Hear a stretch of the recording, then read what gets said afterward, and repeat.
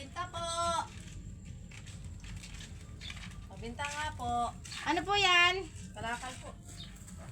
Anong kalakal po yan, kumare? Plastic po. Plastic. Opo.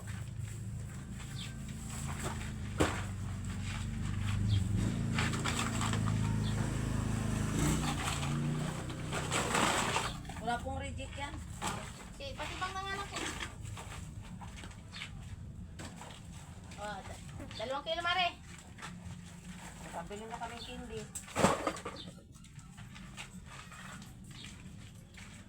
Po. Patimbang nga po. Patimbang po.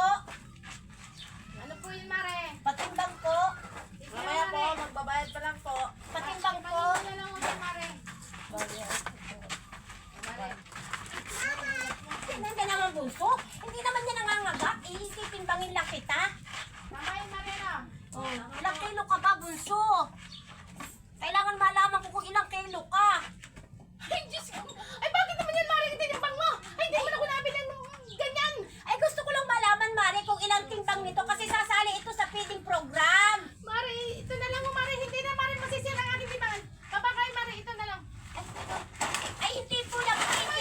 Pag na naman, mare, yan. Mga gamit po namin yan. Ito pong kapatid ko ang titimbangin. Naman, mare, hindi naman ako nabili ng bata, Ay, hindi eh. ko naman po binibinta ito eh, kapatid ko.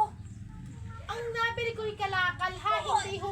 Pinapatimbang ko lang Isip. to ang kapatid ko kasi nga isasali ko po ito sa feeding program. Eh, bakit dito nyo ho titimbangin? Eh, hindi naman ho ako dito nagaluto ng mga ano, ng kinakain ng mga ganyang malnouris. Eh, isasali ko nga po. Eh, hindi nga ho dito ang sali. Eh, may timbangan kayo eh. Kaya Sa dito ko center ho tinimbang. kayo pumunta. Kaya dito ko tinimbang kasi may timbangan ka. Junk shop ho ito, ha? Oo Hindi nga. ito center, ha? Ay, hindi Hindi ho ito feeding center, ha?